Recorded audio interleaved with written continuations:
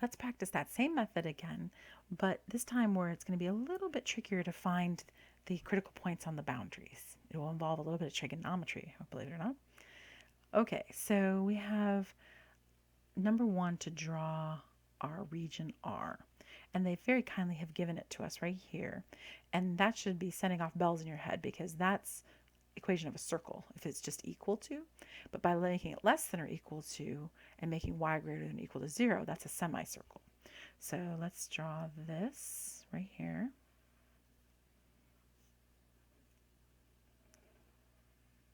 And we have a semicircle. Just the top part because y is greater than or equal to 0. All right, so this is our region R. Right there. Okay, in R, we have some corners right there, and we have two sides, two boundaries. We've got this boundary right here, which I'll call A, and then we have another boundary up on the top, which I'll call B. I'll do it in green up here.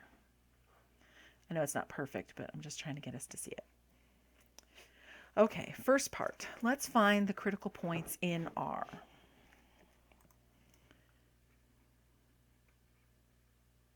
Critical points inside R, right, within R. Okay, well, that's the method we've been dealing with for the rest of the section. So we're going to find f sub x.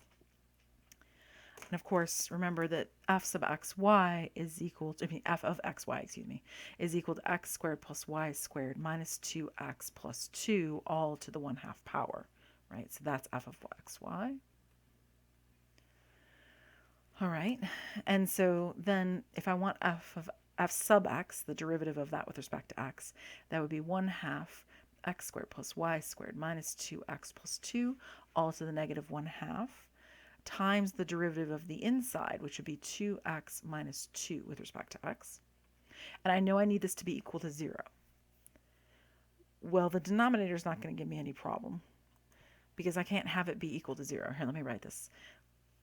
And then 2 goes into these 2's here. This 2 cancels with those 2's and makes them 1. Right there.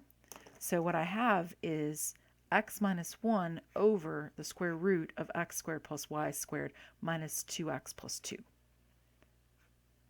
All right, well, if that's going to be equal to 0, there's only one way that's going to happen. It's going to be that x minus 1 is equal to 0, so x is equal to 1. All right, by the same token, if I take f sub y, that would be 1/2 x squared plus y squared minus 2x plus 2 to the negative 1/2 times the derivative of this interior with respect to y, which would be 2y. All right, that means that we have 2y, oh, the 2's cancel again, sorry. We have y over the square root of all that stuff. And the only way that's going to be equal to 0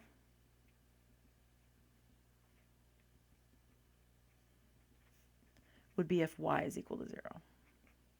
So there's critical point number 1. 1, 0. All right, now we got to find critical points on the boundaries. So that's step 3 over here. Critical points on the boundaries. All right, well, we'll begin with part A because that's going to be easy. Boundary A. That boundary A is the x-axis, so that means that y is equal to 0 there. So that means that f of x0 is equal to the square root of x squared plus 0 squared minus 2x plus 2, which would be, let's see, the square root of x squared minus 2x plus 2, and this is f of x.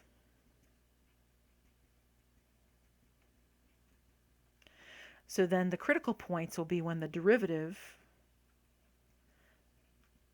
is equal to 0. So the derivative of that is 1/2 x squared minus 2x plus 2 to the negative 1/2 times the derivative of the interior, which is 2x minus 2.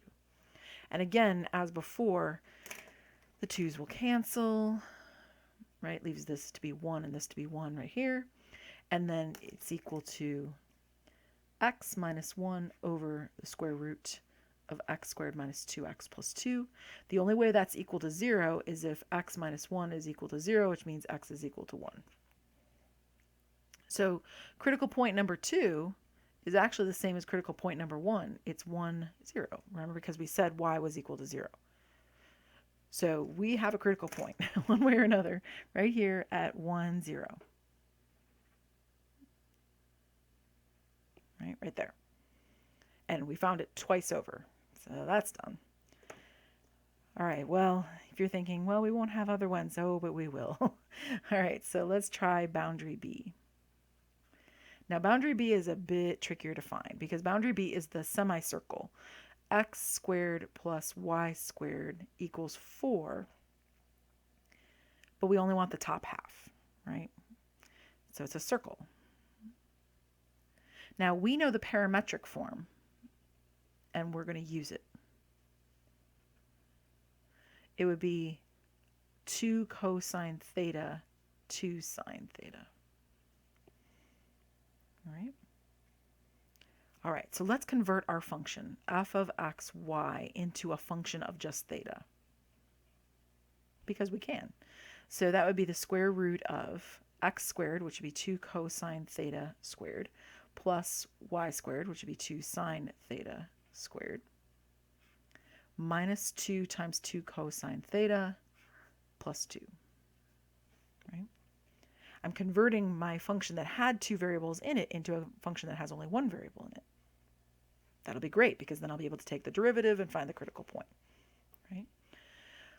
Yes, you could have done this another way. Well, I think you could have tried another way, solving this, say, for x or y, but it would have gotten you into a whole world of mess. The parametric form for circles is way easier to work with in calculus. Allow me to show you. Because this piece right here becomes 4, right? That's 2 squared, that's 2 squared. And cosine squared plus sine squared is 1. So it's 4 times 1, which is 4. So that right there is 4. And 4 plus 2 over here is 6. So this is the square root of 6 minus 4 cosine theta. Or if you like, 6 minus 4 cosine theta to the 1/2 power. That is our function now. The critical points will be when, so if you will, that's the boundary, right? So this is the boundary, or well, excuse me, this is the function defined on that boundary, right? So we took just that piece on that boundary and are defining our function just on that piece of the boundary, and it's this way. So the critical point will be when the derivative is equal to 0. All right, so critical point. So let's take that derivative. 1/2 6 minus 4 cosine theta to the negative 1/2 times the derivative of this with respect to theta, which would be negative 4 times negative sine theta, right? Because the derivative of cosine is negative sine. Okay, well, 2 goes into 4 and makes that 2, so that's nice. So what am I going to have?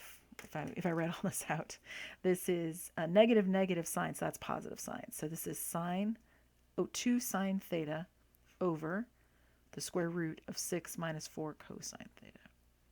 All right, now the critical point will be when this is equal to 0, right? Because you wanted to have a critical point. Well, the only way that's going to happen is if 2 sine of theta is equal to 0. All right, well, where's 2 sine of theta equal to 0? Where's sine of theta equal to 0? Well, sine is 0 on the 2 sides of a circle, right? When theta is equal to 0 and when theta is equal to pi, right? So that would mean theta is equal to 0, pi, technically 2 pi, 3 pi, and so on, but those are going to be too big and we won't need them. But I could just keep going forever because there's infinitely many angles that would make that happen. So let's start off with the first one. When theta equals 0, that would mean that x is equal to 2 cosine 0, which is 2, and y is equal to 2 sine 0, which is 0. So CP number 3 is 2, 0. When theta is equal to pi, x is equal to 2 cosine of pi, which is negative 2. Y is equal to 2 sine of pi, which is 0. So there's CP number 4. Negative 2, 0. Now, you might notice those are actually on the corners. So this was a circle of radius 2. So those are the corners. Negative 2, 0, and 2, 0 are the corners, and they were the critical points we need to check. So this is a corner. So I can just say number 4, critical points on the corners are same. They're 2, 0, and negative 2, 0. Same as above. Right? Just because they were the corners. All right, so now we have to make our table. So, and I have a very little bit of room to do it, but luckily I don't have that many points. So my critical points are 1, 0. And that was the same one for both of them, so I'll just write it once. And then 2, 0, and negative 2, 0. Then I need my function values at those critical points. So I'm going to take 1 and 0 and plug it into my original function. Let's see, when you do that, it becomes the square root of 1 plus 0, take away 2 plus 2. So that's the square root of 1, which is 1. So this value right here is 1. When I put 2 in, let's see here. That's the square root of 2 squared. Oops, sorry, 2 squared. This is 0, so that's gone. So square root of 2 squared, so that's 4. Take away 4 plus 2, so that's the square root of 2. And then when I put in negative 2, now I put in negative 2, that's the square root of negative 2 squared, which is 4, and then plus another 4 plus another 2, so that's the square root of 10. All right, so what conclusion can we reach? Well, the lowest of these numbers, square root of 2 is about 1.414. The square root of 10, I do not know off the top of my head, but I can find it. Square root of 10 is 3.16.